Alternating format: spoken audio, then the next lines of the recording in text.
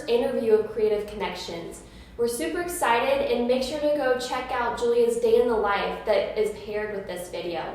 Let's get into it. Julia, you're wonderful, you're amazing, you're my roommate, but a first question for you. Yes. Why Carolina? So I think there's a lot of different things that went into my decision of going to USC. I think one of the primary factors in choosing USC is my teacher, Dr. Ari Streisfeld. He's an absolutely wonderful teacher, and I've learned so much from studying with him so far, and I'm really excited to continue working with him and see where my playing goes.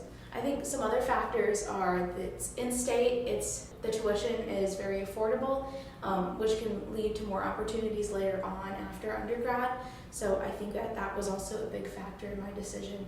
And then also for the ability for me to pursue 2 majors here with violin performance and eventually marketing, I think that is a super valuable factor that went into my decision coming here. Great. And then 2 follow-up questions for that you sort of touched on. First, why in-state versus other things? Mm-hmm.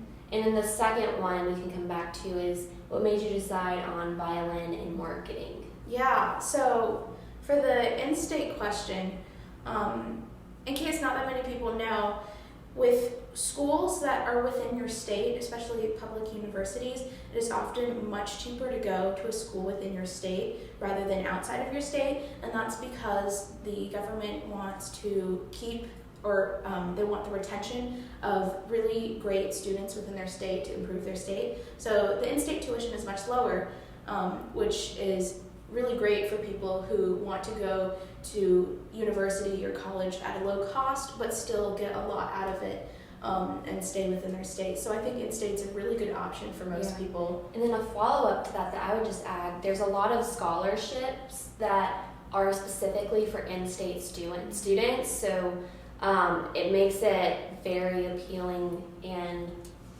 I think that's why it drew both of us here too. Yeah, so definitely. One reason. All right, and then the other follow-up question, why violin performance and marketing?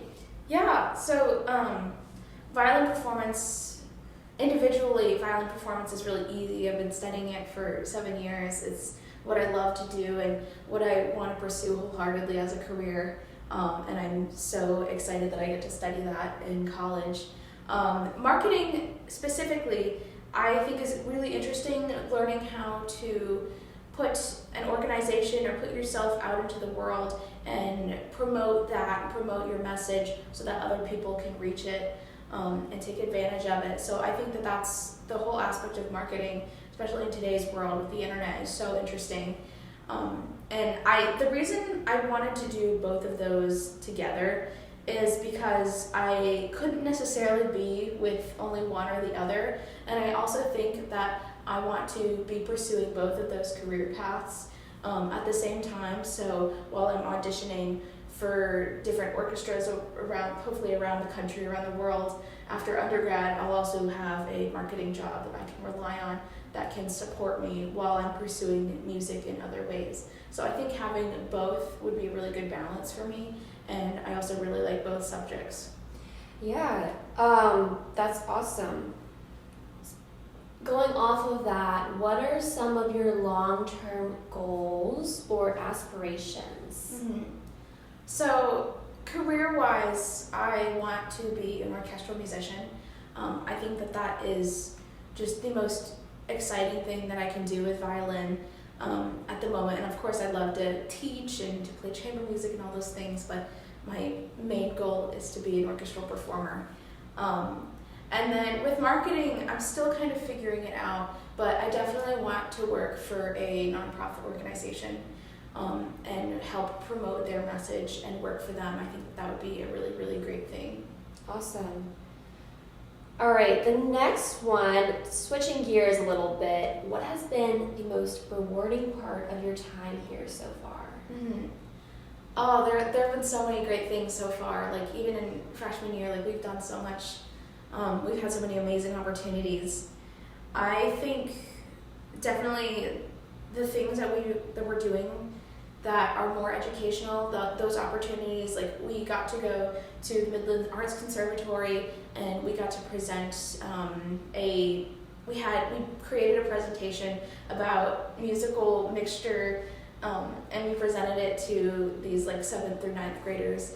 And that was such a valuable experience, just learning how to teach in a large setting, and then also being able to play music and share music during this time. I think that was one of the really big things that was just so valuable. Yeah, I agree. And then what has been the most difficult part so far? So I would say the most difficult part has been right now. I'm doing quite a lot of things, have a lot of things on my plate. I currently have an internship where I'm doing marketing with an organization that promotes classical music. And in addition to that internship, I'm taking lots of classes and doing this project. So it's been a lot right now, and I think the toughest thing is just managing it all, but I love every second of it. I just think it's great. Well, you're handling it like a pro. Doing great. And then the big question of the day, what would you tell your younger self, Julia, your pre-college self? I think I would, it's so cliche, but I think a lot of us when we're younger, we have a lot of self-doubt, and there's a lot of doubt elsewhere, and I just really wish I would have believed in myself a lot more. I think that's so incredibly important when you're young, to really shoot your shot and take every opportunity you've got. And I also would tell myself to just, if there's something that you're really passionate about, you gotta go for it. You gotta work really hard for it, because it's so important. That's awesome. Aww. And then we have some rapid fire questions. Okay. So just spit them out as fast as you can. Okay. All right. Favorite place on campus? Horseshoe. Okay. Best meal? Community table. Community table. Very good answer. Go-to show? Right now, Bridgerton. Yes. And then, this is probably the hardest one, but I think you can answer it. If you could only listen to one piece of music for the rest of your life, what would it be? I think I'd have to go with the first piece of music that I ever fell in love with, which is the first movement of the Borodin String Quartet No. 2. Nice. We did it. We did it. You're awesome. You're awesome. Come to UofSC.